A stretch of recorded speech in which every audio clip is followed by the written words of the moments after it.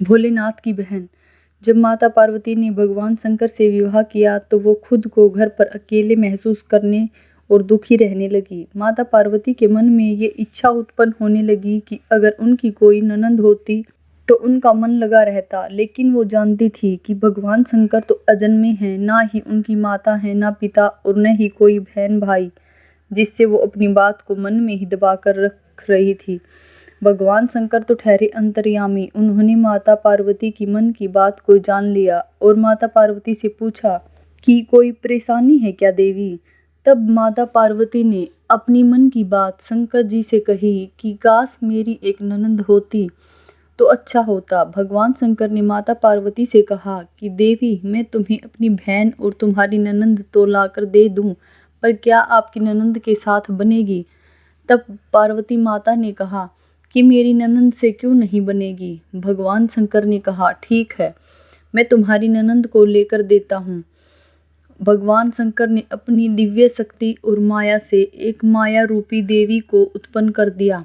इस माया रूपी देवी असावारी दिखने में बहुत ही मोटी थी और इनके पैरों में बहुत ही बड़ी बड़ी दरारें थी। भगवान शंकर असावरी देवी को लेकर माता पार्वती के पास पहुँचे और माता से कहा, मैं तुम्हारी ननंद को ले आया हूँ।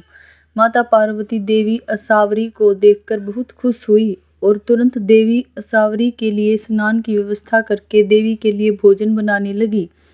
देवी असावरी जैसे ही स्नान करके आई तो तुरंत भोजन मांगने लगी। तब माता पार्वती ने देवी को भोजन परोस दिया। जब देवी असावरी ने भोजन खाना शुरू किया तो माता के भंडार का सारा खाना खा गई और भगवान शंकर के लिए कुछ भी नहीं छोड़ा।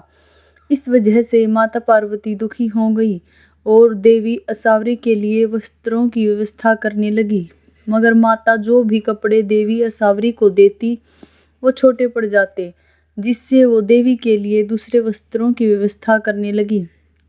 इसी बीच ननंद देवी असावरी को मजाक करने की सूझी और उन्होंने माता पार्वती को अपने पैरों की दरारों के बीच में छुपा लिया, जिससे माता पार्वती का दम घुटने लगा।